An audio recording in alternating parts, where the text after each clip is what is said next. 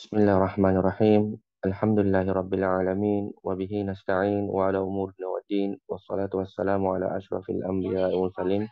Amma ba'd. Assalamualaikum warahmatullahi wabarakatuh. Kita mulakan pagi ini dengan membaca zikir pagi. Asbahna wa asbahal mulku lillah walhamdulillah wahdahu la syarika lah. Lahul mulku alhamdu wa yumitu ala kulli syai'in qadir. Allahumma bika asbahna bika amsayna bika nahya bika namutu alaika nusyur. اللهم أنت ربنا لا إله إلا أنت خلقتنا ونحن عبيدك ونحن على عهدك وعدك ما استطعنا نبوء لك بنعمتك علينا نعوذ بك من شر ما صنعنا نبوء لك بنعمتك علينا ونبوء ذنوبنا فاغفر لنا فإنه لا يغفر الذنوب إلا أنت. InsyaAllah pada pagi ini kita akan meneruskan pembacaan kitab Al-Kabair. Tanpa membuang masa, kita akan cuba insyaAllah mendapatkan sebanyak yang mungkin yang boleh kita dapatkan. Sekarang kita masuk kepada dosa besar ketiga, yang ini berkaitan dengan sihir. Sihir, baik kita bacakan, sesungguhnya orang yang melakukan sihir dapat dipastikan berada dalam kekufuran. Allah Ta'ala berfirman, وَلَكِنَّ الشَّيَاطِينَ كَفَرُوا يُعَلِّمُونَ النَّاسَ السِّحْرَ. Tetapi syaitan-syaitan itulah yang kafir, mereka mengajarkan sihir kepada manusia. Tujuan syaitan mengajarkan sihir kepada manusia agar mereka menyekutukan Allah Ta'ala. Allah Ta'ala berfirman tentang dua malaikat yang bernama Harut dan Marut. وَمَا يُعَلِّمَانِ مِنْ أَحَدٍ حَتَّى يَقُولَا إِنَّمَا نَحْنُ فِتْنَةٌ فَلَا تَكْفُرْ فَيَتَعَلَّمُونَ مِنْهُمَا مَا يُفَرِّقُونَ بِهِ بَيْنَ الْمَرْءِ وَزَوْجِهِ. Padahal keduanya tidak mengajarkan sesuatu kepada seseorang sebelum mengatakan, sesungguhnya kami hanyalah cubaan bagimu. Sebab itu janganlah kafir. Maka mereka mempelajari dan kedua malaikat itu apa yang dapat memisahkan antara suami dan isterinya. Baik. Dalam surah ini, surah Al-Baqarah 102, bagi tuan-tuan yang berminat, boleh buka tafsirnya. Yang ini bahawa Allah SWT mengirimkan dua malaikat bernama Harut wa Marut untuk mengajarkan sihir kepada Bani Israel ketika itu. Baik, kenapa? Sebagai cubaan atau dugaan. Ada yang mengatakan mereka benar-benar malaikat sebagai ujian Allah Ta'ala. Ada ulama tafsir mengatakan mereka adalah daripada orang yang Allah Ta'ala beri ilmu tersebut. Ada yang mengatakan bahkan mereka adalah jin atau syaitan yang mengajarkan sihir. Ala kulli hal, semuanya adalah bermaksud kepada satu arah yang sama, bahawa setiap kali semuanya bersepakat, setiap kali Harut dan Marut mengajarkan sihir, sihir apa? Sihir pemisah, sihir jatuh cinta, sihir pelaris dan sebagainya, dia akan mengatakan bahawa kami hanyalah dugaan, kami hanyalah cubaan sebelum dia mengajarkannya. Dan dikatakan sihir yang kita dapatkan pada saat ini, zaman ini, semuanya adalah warisan pada sihir pada zaman tersebut. Baik, kita sebutkan lagi, engkau dapat melihat bahawa banyak orang yang tersesat dan terjerumus ke dalam praktik sihir. Mereka menganggap bahawa melakukan sihir hukumnya hanya haram. Mereka tidak tahu bahawa melakukan sihir merupakan kekafiran. Mereka terjerumus masuk ke dalam ilmu sihir dan mempraktekkan yang jelas-jelas ilmu sihir. Sihirnya itu dapat berbentuk yang bertujuan menceraikan pasangan suami isteri. Kemudian sihir jatuh cinta, guna-guna. Yang ini membuatkan orang sihir pengasih, bahasa kita. Seorang suami terhadap isterinya, atau kebencian seorang suami terhadap isteri sehingga berpisah, atau kebencian isteri kepada suaminya, dan lain sebagainya dengan mengucapkan kalimat-kalimat yang pelik, yang aneh, yang kebanyakannya mengandung kemusyrikan dan kesesatan. Baik, tuan-tuan dan puan, sihir ni, kita tahu tujuannya adalah orang ingin mencapai jalan ringkas atau jalan mudah. Contoh, dan semuanya datang daripada hasad, daripada rasa dengki. Sihir ingin menjatuhkan orang lain.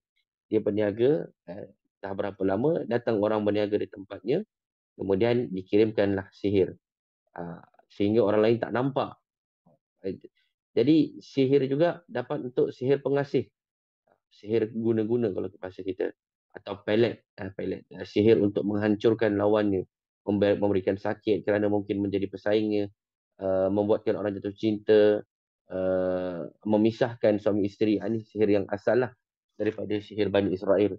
Memisahkan suami isteri, dia rasa dengki. Dan juga sebagai pelaris. Dan di sini dikatakan oleh Az-Zahabi rahimahullah bahawa sihir itu dalam bentuk tulisan-tulisan yang pelik-pelik. Jika kita lihat, banyak sekarang kedai-kedai makan, kedai-kedai apa namanya yang ada orang Melayu kita menggunakan sihir tertentu. Dia sebenarnya bukan menganggap benda tu sihir. Dia cuma diberitahu oleh guru mereka, kau tampal ni dekat kau punya kedai, insya-Allah laku nanti kau punya kedai. Yang tertulis adalah bahasa ayat Al-Quran. Tapi ayat Al-Quran ni apa? Dipisah-pisah. Bismillah tapi bismi kat sebelah kanan. Allah dekat sebelah kiri. Ar-Rahman kat bawah. Nanti ada bentuk kotak, ada bentuk tiga segi. Maka ini adalah bahagian daripada sihir yang dapat membuatkan seseorang jatuh dalam kekufuran. Dan banyak benda ni saya nampak khususnya di kedai-kedai Muslim yang kedai-kedai Muslim kita. Jadi kalau boleh elakkan. Sehingga perlunya kita untuk menuntut ilmu agar terjauhkan, terelakkan daripada kekufuran. Baik, apakah hukuman bagi ahli sihir? Hukumannya adalah dibunuh kerana ia telah kufur kepada Allah Ta'ala. Nabi Muhammad SAW bersabda, jauhilah kalian ijtanibu sab'al mubiqat. 7 dosa-dosa yang membinasakan. Antaranya adalah sihir. Oleh kerana itu, setiap hamba harus takut bertakwa kepada Rabbnya. Dan jangan sekali-kali masuk ke dalam perkara yang akan merugikan dirinya, baik di dunia maupun di akhirat.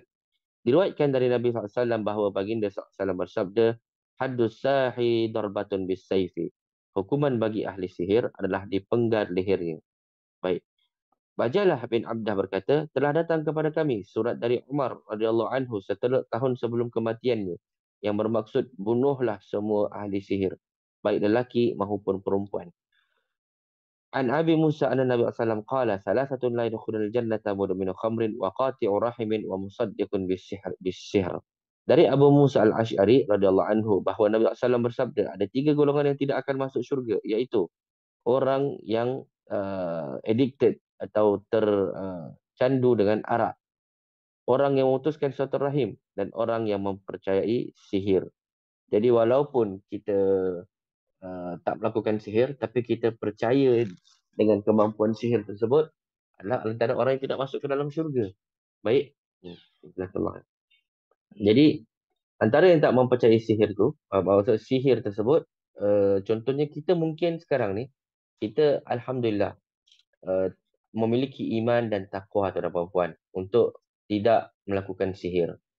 Orang yang tak ada iman dan takwa, yang tak belajar akidah, maka mereka nak mengambil jalan pintas, jalan mudah. Okeylah, nak perniagaan laku, pakai sihir pelaris. Nak ada persaingan, pakai sihir. Apa namanya tu? Sihir untuk menjatuhkan lawannya. Dan tuan-tuan jangan sangka orang Inggeris, orang putih, mereka tak pakai sihir dalam seharian hidup mereka. Kenapa saya kata tadi? Kerana saya katakan hanya orang yang tidak beriman yang melakukan sihir kerana mereka ingin jalan cepat. Dan jangan sangka ahli politik semua tu yang besar-besar, yang tak ada iman, yang tak ada takwa, yang tak belajar akidah, mereka tak menggunakan sihir. Mereka menggunakan sihir. Jangan sangka saya katakan orang yang tidak beriman, maksudnya orang-orang non-Muslim, tak pakai sihir. Bahkan mereka menggunakan sihir. Dan jangan sangka ahli politik, ahli perniagaan yang besar-besar tak menggunakan sihir. Mereka menggunakan sihir. Dan saling bersaing antara mereka. Contohnya, ahli perniagaan fulan A atau ahli politik fulan A menggunakan ahli sihir Tok Bomoh ni. Untuk menjaga dirinya dan menghancurkan lawannya. Ahli politik atau ahli perniagaan yang B, dia menggunakan sihir yang lebih kuat lagi. Jadi mereka habis duit mereka untuk membayar ahli sihir ini. Dan saya pernah berjumpa dengan sebahagian mereka atau orang yang bergaul dengan mereka, orang-orang kita kata ni orang-orang atas lah. Dan ternyata praktik sihir ni ada di antara mereka. Kenapa? Kerana mereka tidak ada akidah yang kuat. Sekarang kita katakan, kita ni insya-Allah tak main sihir sebab kita ada akidah yang kuat. Tapi sebagai contoh, na'udzubillah, kita diuji oleh Allah SWT dengan sebuah penyakit. Yang mana doktor dah tak boleh nak bantu lagi. Walhamdulillah. Mudah-mudahan Allah Ta'ala lindungi kita dan semua yang hadir mendengarkan kelas ini. Saya pernah dalam posisi ada orang sakit kanser, kemudian bertanya, Ustaz, saya dah cuba berubat dengan ubat moden apa semua-semuanya, dah tak dapat lagi. Kalau ikut doktor nak kena operation, tapi ada kemungkinan meninggal. Dan itu pun tak sembuh. Jadi apa yang saya kena buat, saya diberitahu di sebuah negeri di Malaysia, dia orang Singapura. Tapi kata sebuah negeri di Malaysia ada ustaz yang boleh menyembuhkan sihir dengan cara memindahkan, nanti ditepuk-tepuk menggunakan penyapu khas. Kemudian dia ustaz, bukan bomoh. Dia tak kata, dia tak kata dia bomoh atau dukun. Dia kata dia ustaz. Uh, dia menggunakan penyapu, dikasih air, dipukul di bahagian belakangnya, nanti benda tu kanser tu akan keluar dalam diri ni. Kemudian dia pun pergi ke negeri itu. Bila dia pergi, dia tengok, saya nampak macam ada praktik-praktis yang kurang Islami. Bacaan-bacaannya, dia baca Al-Quran, Al-Fatihahnya pun belepotan, dan belepotan dia maksudnya Al-Fatihah tak betul lah. Jadi bila kita katakan, guru kami di Madinah katakan mereka bukan membaca Al-Fatihah, mereka tak tahu baca Al-Fatihah. Mereka sengaja membaca Al-Fatihah dengan cara seperti itu, merosakkannya. Merosakkan. Kalau kita tengok, rata-rata dukun ahli sihir ni yang menggunakan Al-Quran, jampi ni menggunakan Al-Quran boleh, itu masuk ruqyah syar'iyah tu, jampi lah menggunakan Al-Quran boleh. Tapi jampi yang mereka lakukan menggunakan bantuan jin, dan ayat Al-Quran tu sengaja dirosakkan. Kerana dalam sihir ni, semakin dia merosakkan atau menghina Islam, menghina agama Allah Ta'ala, bagaimana contoh di Indonesia sampai-sampai ada Al-Quran dijadikan tempat pijak, untuk mereka pergi ke buang air. Saya pernah dengar benda ni, dan subhanallah, semakin mereka menghina Islam, semakin besar bantuan yang didapatkan daripada syaitan. Itu sihir. Jadi Al-Fatihah itu sengaja dirosakkan, bacanya sengaja macam tu. Itu bukan tak sengaja, memang sengaja macam tu. Dan perhatikan, semua tok bomoh yang menggunakan sihir akan baca macam tu. Sengaja dirosakkan kerana mereka sedang menghina Al-Quran, menghina Allah Ta'ala, dan mendapatkan gantian bantuan daripada jin. Jadi kembali lagi pada sahabat yang sedang sakit ni, kenalan yang sedang sakit ni, dia kata, tapi saya sudah terpaksa Ustaz. Banyak orang yang sembuh dengan ustaz ni lah, ustaz yang bomoh ni lah. Saya katakan, ya akhi, ini adalah ujian daripada Allah Subhanahu Wa Taala. Dan jika ujian ini ada yang selamat, ada yang tak. Semakin kita seorang Muslim itu ketika diuji, dan dia bersabar, dia mendapatkan ganti yang jauh lebih banyak. Ini apa? Pengampunan dosa-dosanya. Sebagaimana hadis dari Rasulullah SAW, ma yusibul muslim min nasabin wala wasabin wala hammin wala adhan wala ghammin hatta syauka yushakuha illa kafar min Allah. Tidaklah seorang muslim diterlimpa kesakitan, kekhawatiran, kesedihan, kegelisahan, kekhawatiran, semuanya. Bahkan duri yang menimpanya, melainkan Allah SWT akan mengampunkan dosa-dosanya. Jadi semakin besar kita punya kesabaran, semakin besar kita diuji, semakin besar kita diampunkan oleh Allah Ta'ala. Tak mahukah kita diampunkan Allah Ta'ala? Memang nampak sakit kat dunia. Tapi kalau kita tak bersabar, dan kita menggunakan metod-metod yang tidak syar'i, malah bertambah dosa dan bertambah sakit, dan rata-rata tidak ada yang betul-betul sembuh pergi ke bomoh ni. Tak ada. Jadi praktis-praktis bomoh ni kadang-kadang dibalut, dihiasi dengan, oh ini ustaz ni bukan bomoh. Ini menggunakan ayat Quran, walhal ayat Quran yang dirosak-rosakkan dan sebagainya. Dan kebanyakannya kiai-kiai atau ustaz-ustaz atau tuan-tuan guru yang menggunakan praktis yang semisal ini, agar kelihatan hebat di depan murid-muridnya, supaya murid-muridnya minum air dari kakinya, supaya murid-muridnya mengagung-agungkannya, mencium-cium tangannya, bahkan sampai praktis supaya muridnya ingin berhubungan badan dengannya, supaya nampak hebat macam mana dia orang ni. Mereka menggunakan bantuan jin dan sihir, dan ini banyak, entah itu di negara kita maupun di negara jiran, bahkan di negara Arab sekalipun. Dan sesungguhnya bagi kita yang belajar bahawa kita tahu ada akidah yang kuat, sihir ini tidak menguntungkan, dan dia malah menjerumuskan, dan hukuman sebenarnya baginya adalah hudud, yang ini dibunuh oleh pemerintah. Baik, Kita masuk kepada hadis berikutnya dari Ibnu Mas'ud radhiyallahu anhu, ar-ruqa wat-tamaimu wat-tiwalatu syirkun. Sesungguhnya jampi-jampi, ruqa ni ruqyah. Jamaknya adalah ruqa, ruqyah. Tamaim, tamimah, wat-tiwalah syirkun. Baik, tiwalah ni apa, ada sejenis sihir yang dapat menumbuhkan rasa cinta dari seorang wanita kepada laki-laki. Ini guna-guna atau kita katakan sihir pengasih. Sedangkan tamimah adalah manik-manik, jimat yang digunakan oleh orang Arab pada ketika itu untuk menolak pengaruh ain. Kita tahu kalau ain ni dapat disebarkan melalui apa, mata.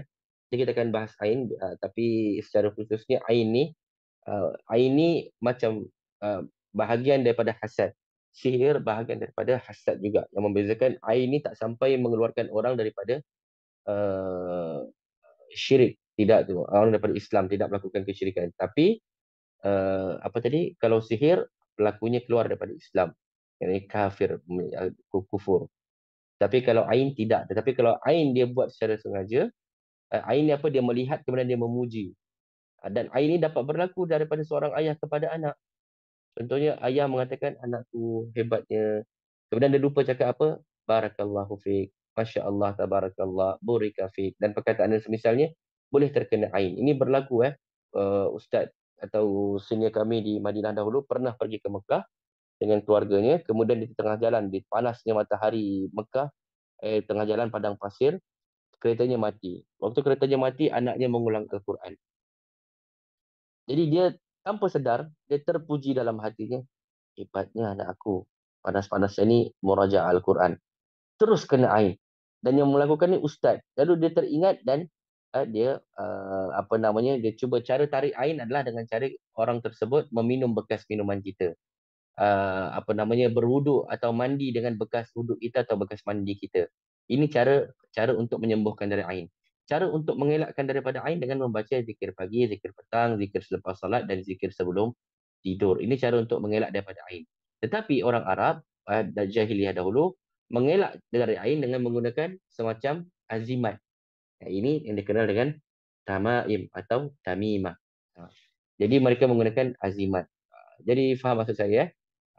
Ada juga orang orang menggunakan sihir untuk mengelakkan sihir, dan ini yang dilakukan oleh orang-orang yang memiliki agama lain.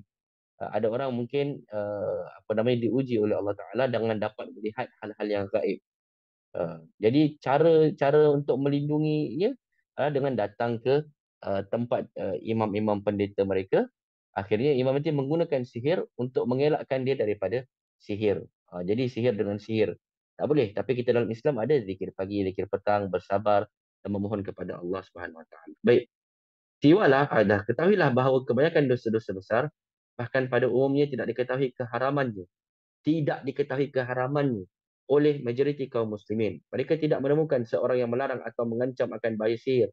Oleh kerana itu, para alim ulama jangan terburu-buru menyalahkan orang-orang tidak mengetahui hukumnya, sehingga seharusnya dia bersikap lemah lembut kepada mereka dan mengajarkan sesuatu yang telah Allah ajarkan kepadanya. Terutama apabila mereka hidup di dalam alam kebodohan. Misalnya hidup di negara non-Muslim yang sangat jauh. Kemudian mereka ditawan dan dibawa ke negara Islam. Contoh, bangsa Turki yang musyrik, yang tidak mengerti bahasa Arab. Kemudian pemimpin bangsa Turki tidak memiliki ilmu dan pemahaman terhadap Islam. Kemudian dengan kesungguhan, dia mengucapkan dua kalimat syahadah dan mempelajari bahasa Arab, sehingga makna dari dua kalimat syahadat tersebut selepas mempelajari siang dan malam. Apabila seperti ini, maka segala puji hanya bagi Allah. Selepas mengucapkan dua kalimat syahadat, terkadang dia menunaikan salat, kadang tidak. Terkadang dia menghafalkan surah Al-Fatihah dalam waktu yang cukup lama. Hal ini dapat terwujud ketika gurunya memiliki sedikit ilmu pengetahuan agama.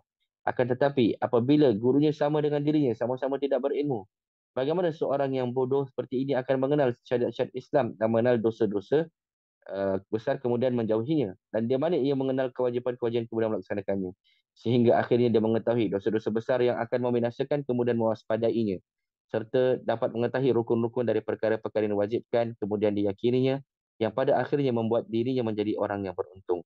Hal seperti ini jarang sekali terjadi. Oleh kerana itu sudah sepantasnya seorang hamba memuji Allah Ta'ala atas kurnianya. Jika dikatakan ini kesalahannya kerana ia tidak pernah bertanya kepada orang lain tentang sesuatu yang menjadi kewajipannya, Kita jawab, inilah yang diketahuinya. Ia tidak mengetahui bahawa ia harus bertanya kepada orang yang berilmu. Barang siapa yang tidak diberi penerangan oleh Allah, maka tiada penerangan bagi dirinya. Siapa pun tidak akan anggap dia berdosa kecuali untuk orang-orang yang telah mengetahui. Dan selepas ditegakkan hujjah kepadanya, Allah tak Maha Pelembut dan Maha Penyayang. Allah Ta'ala berfirman, "Wa ma kunna mu'azzibina hatta nab'atha rasula." Kami tidak akan menyiksa sebelum kami mengutus seorang rasul. Beberapa tokoh sahabat yang mulia pernah berada di negeri Habasyah, ini Ethiopia. Kemudian turunlah beberapa kewajipan dan larangan kepada Nabi SAW. Kemudian dalam tersebut tidak sampai kepada mereka kecuali selepas beberapa bulan. Dan beberapa bulan sebelum tersebut, mereka mendapat keuzuran, keringanan kerana tidak tahu mereka. Oleh itu berlangsung sampai kepada mereka dalil, dosa-dosa mereka dimaafkan kerana mereka tidak mengetahui. Demikian juga siapa yang belum mengetahui hukumnya dan belum mengetahui ayatnya. Baik, ada kisah di sini daripada Imam Az-Zahabi ingin menerangkan bahawa bangsa Turki, bila tuan-tuan kita sebut bangsa Turki ni, bukan bangsa Turki yang ada sekarang dekat Turki, tuan-puan. Ini kita kata nenek moyang mereka. Dulu datang daripada arah apa namanya, Asia Tengah, ini Uzbekistan, Kazakhstan, Tajikistan. Itu asalnya mereka satu rumpun dengan bangsa Tartar dan Mongolia. Dulu asalnya muka mereka pun macam bangsa Mongol sekarang lah. Agak sepet, agak sepet, dan mukanya agak kasar dibanding orang Cina, dan sepetnya macam Cina tapi putihnya tak macam orang Cina. Kalau kita lihat sekarang di Asia Tengah. Jadi dulu mereka didakwahi oleh apa namanya, Daulah Umayyah, kemudian diikuti oleh Daulah Abbasiyah. Jadi orang-orang seperti ini kan masih mengamalkan sihir, dan mereka tidak mengetahui. Jadi Az-Zahabi ingin mengatakan sekiranya mereka tak mengetahuinya, maka mereka diberikan keuzuran. Maka perlulah bagi kita untuk berdakwah pada mereka, menekankan. Tapi bagaimana hendak berdakwah kalau orang tu tak berilmu? Kita selalu sebut, orang cakap dakwah, dakwah, dakwah. Yang penting sekarang tabligh, balang ni apa? Menyampaikan. Tapi kan nak menyampaikan kepentingan tentang sesuatu ni, tapi sedangkan dia tidak berilmu. Balik-balik dakwah tentang akhlak, tentang adab. Ini benda yang baik. Betul. Tetapi kalau kita dakwah tentang benda akidah yang menjadi dakwahnya para rasul, tujuan utama para rasul, maka itu jauh lebih lebih penting. Maka perlulah seorang pendakwah untuk belajar lagi, untuk mempelajari akidah sehingga dapat menyebarkannya dan dapat memperingatkan orang dakwah ini. Baik. Di sini Ibnu Az-Zahabi membawakan contoh tentang sahabat yang sudah berhijrah di Habasyah dan tidak mengetahui akan syariat yang diturunkan di Madinah, sehingga mereka beberapa bulan tidak melakukannya, maka mereka ini ma'zur. Kecuali kalau mereka sudah mengetahui hal tersebut, sudah diingatkan dan tetap melakukannya. Saya kalau tuan-tuan dan puan, saya kalau pergi ke kedai, minta maaf saya sebut kat sini, banyak kedai mamak. Banyak kedai mamak masih mengamalkan hal-hal seperti ini. Yang ini memasang pelaris yang biasanya terdiri daripada rajah. Rajah ni sejenis tulisan dalam bahasa Arab, surah-surah yang dipisah-pisahkan. Nanti kadang-kadang berbentuk kotak, tiga segi, apa berbentuk apa tu, octagon. Jadi kemudian ada garis-garisnya. Saya katakan ini sebagai pelaris. Baik, kita sekarang semua dah tahu. Yang hadir pada hari ini dah tahu. Kenapa tak kita menegur mereka? Kita dah tahu kan, kewajipan kita menyampaikan apa yang kita tahu, tegur baik-baik. Ini apa tuan? Rasulullah SAW pernah nampak ada seorang apa namanya, ayah yang membawa anaknya dan sedang menggendong anaknya dan sedang memakai penangkal yang terdiri daripada ikatan kecil di tangannya. Rasulullah SAW akhirnya kata, inzi'ha, putuskanlah benda ni. Kalau benda ni mati dan kau mati, benda ni berada kau, maka kau tidak akan beruntung selamanya. Maksudnya memang tidak akan membawa kebaikan baik kita hidup maupun ketika kita mati. Baik, kita lepaskan syarah ni. Kita fokus pada matan. Baik, kita masuk ke dosa besar keempat. Dosa besar keempat adalah meninggalkan salat. Allah Ta'ala berfirman, فَخَلَفَ مِنْ بَعْدِهِمْ خَلْفٌ أَضَاعُوا الصَّلَاةَ وَاتَّبَعُوا الشَّهَوَاتِ فَسَوْفَ يَلْقَوْنَ غَيًّا إِلَّا مَنْ تَابَ. Baik, banyak orang meremehkan benda ni tuan dan puan, yang meninggalkan salat. Khususnya daripada kalangan pemuda-pemuda kita, daripada negeri kita, terus terang. Bukan hanya di Singapura, bahkan di Malaysia, bahkan di Indonesia sekalipun. Tetapi khususnya di negeri kita, di Singapura, hal ini amat menyedihkan. Inilah kelemahan sebenarnya tinggal di negeri yang tidak ada majoritinya kaum muslimin. Kerana kita mungkin selamat, tetapi anak-anak kita takutkan hal tersebut. Sehingga mereka meremehkan solat kerana di sekelilingnya orang tak solat. Begitu juga puasa, sekelilingnya orang tak berpuasa. Ha, baik, tapi dari segi yang lain, kalau orang itu kuat akidahnya, InsyaAllah tinggal di negeri yang bukan Islam sekalipun, InsyaAllah dia ajarkan anak-anaknya, mereka dapat konsisten melaksanakan solat dan puasa. Sebaliknya, kalau imannya lemah sekalipun, walaupun dia tinggal dekat majoriti negara Islam seperti di Malaysia, di Indonesia, atau bahkan di Saudi sekalipun, ada yang tak solat. Ada orang yang tak solat. Saya pernah lihat di Saudi, di Madinah sendiri, ada orang yang tak solat. Jadi kembali kepada kita. Tapi ingin saya katakan bahawa meninggalkan solat ini adalah termasuk dosa besar, bahkan dapat membuatkan seseorang itu terkeluar daripada agama Islam. Baik, kita bacakan apa terjemah ayat tadi. Kemudian datanglah selepas mereka pengganti yang mengabaikan solat dan mengikuti keinginannya. Maka mereka kelak akan tersesat kecuali orang-orang yang bertaubat. Allah Ta'ala berfirman, Fawailul lil musallin, alladzina hum an salatihim sahun. Maka celakalah orang-orang yang salat. Siapa mereka? Orang-orang yang lalai terhadap salatnya. Allah Ta'ala berfirman, Ma salakakum fi sakar. Qalu lam nakum minal musallin. Apa yang menyebabkan kau masuk dalam neraka? Nanti mereka akan bertanya satu sama lain. Penghuni neraka akan bertanya satu sama lain. Atau penghuni syurga bertanya kepada penghuni neraka. Kenapa kau masuk ke neraka sakar ni? Mereka menjawab, dahulu kami adalah orang-orang yang tidak melaksanakan salat. Nabi SAW bersabda, Al-ahdu alladhi bainana wa bainahumus salah. Faman tarakaha faqad kafar. Perjanjian antara kami dan mereka, yakni orang-orang yang kafir, adalah salat. Barang siapa meninggalkannya bermakna dia telah kafir. Nabi SAW bersabda, Man fatathu salatul asri habita amaluhu. Barang siapa meninggalkan salat asar, maka hancurlah amal perbuatannya. Nabi SAW bersabda, Bainal abdi wa bainas syirki tarkus salah. Pembatas antara seorang hamba dengan kesyirikan adalah meninggalkan salat. Nabi SAW bersabda, Man tarakas salata muta'ammidan faqad bari'at minhu zimmatullah. Barang siapa yang meninggalkan salat dengan sengaja, maka sesungguhnya jaminan Allah telah lepas darinya. Baik. Umar radhiyallahu anhu berkata, sesungguhnya tidak akan beruntung orang yang mengaku Muslim tetapi tidak mahu salat. Ayub As-Sakhtiyani juga mengatakan ucapan yang sama. Dahulu, dari Abu Hurairah dia berkata, dahulu para sahabat Rasulullah SAW tidak mencap kafir. Maksudnya tidak mengkafirkan seorang. Ingat, mengkafirkan orang ini itu adalah satu perbuatan yang besar. Yang mana kita dapatkan pada zaman sekarang ni, orang begitu mudah mengkafirkan orang Islam, sesama Islam. Begitu mudah. Tetapi para sahabat dulu tidak mencap kafir. Tidak meletakkan orang ini kafir. Kecuali apabila dia meninggalkan, walaupun orang itu meninggalkan apa jua ibadah. Kecuali hanya satu je, mereka pasti orang ini kafir. Apa? Ketika dia meninggalkan salat. Ibnu Hazm berkata, tidak ada selepas kejahatan yang lebih besar daripada dosa meninggalkan solat sampai waktunya habis dan dosa membunuh seorang mukmin dengan cara yang tidak dibenarkan. Baik.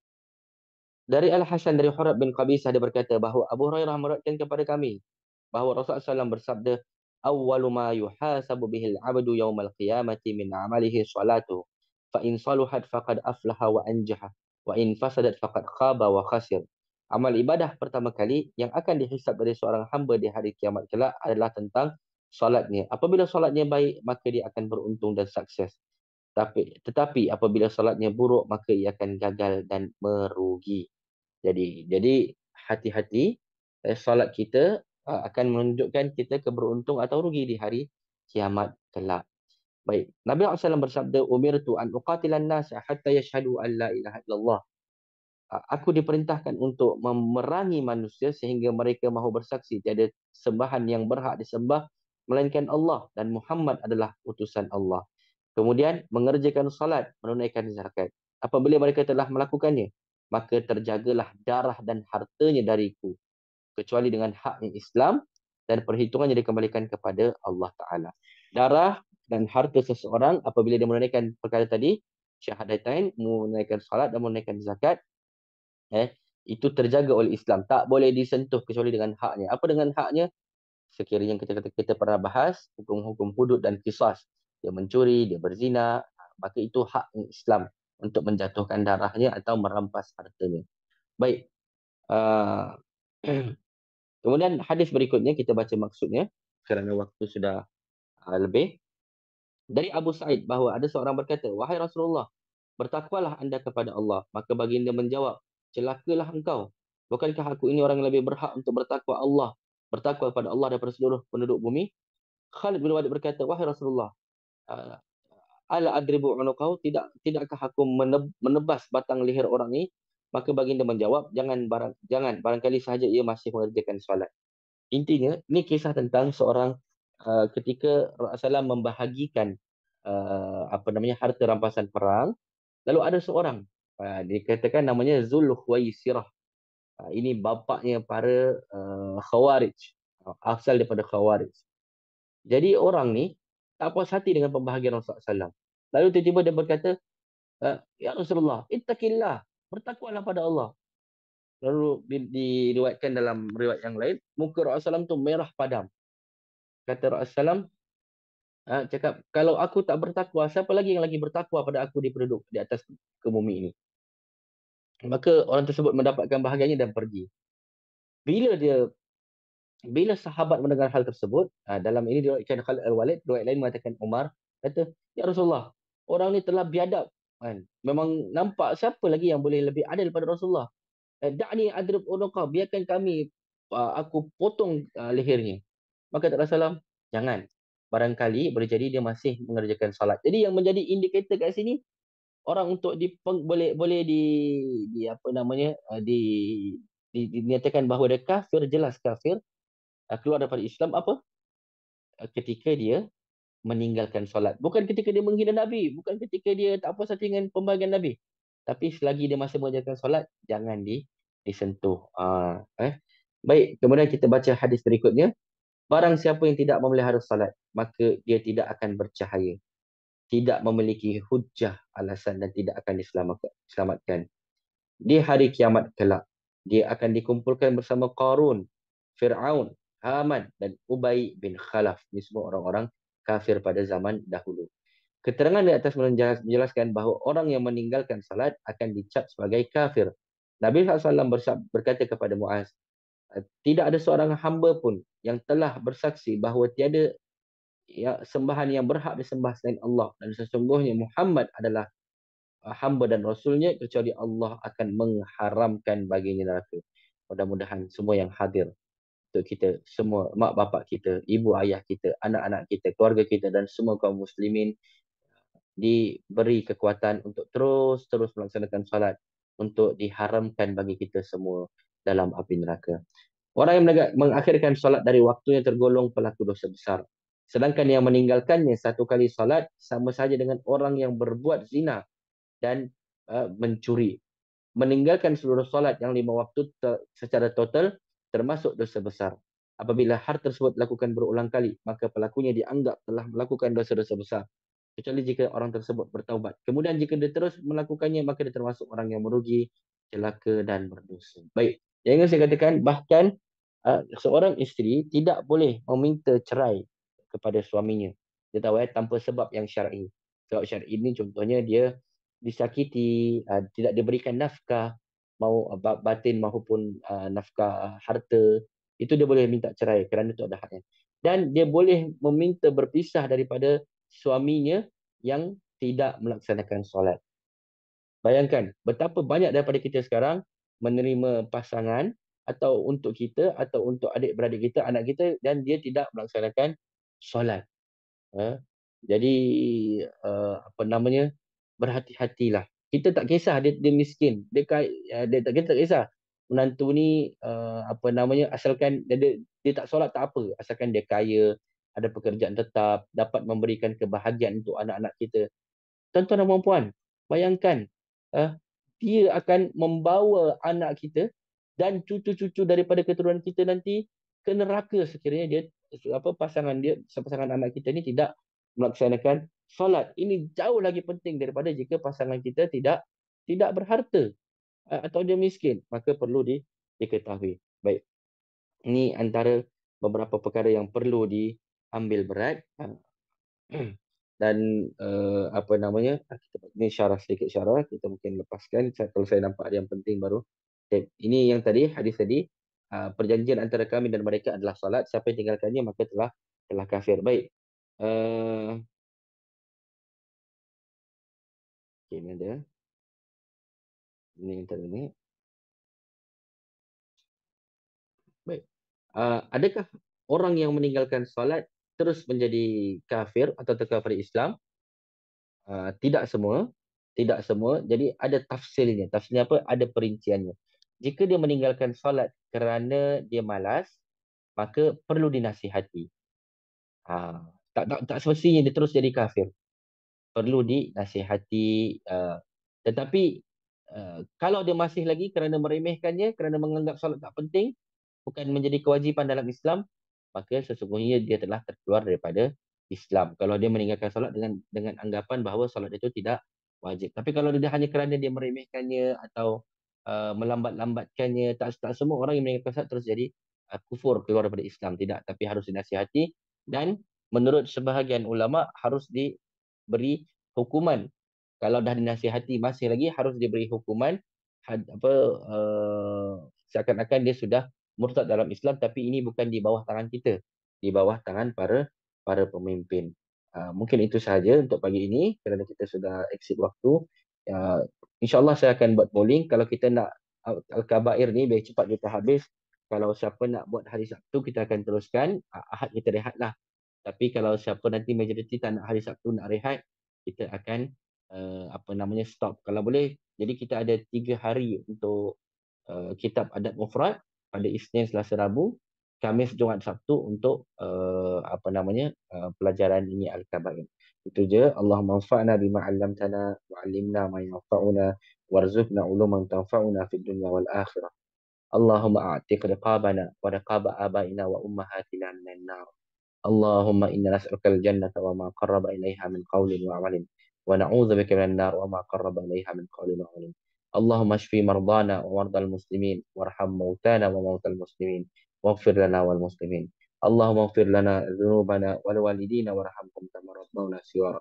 ربنا هب لنا من أزواجنا وذريتنا قرة أعين واجعلنا للمتقين إماما.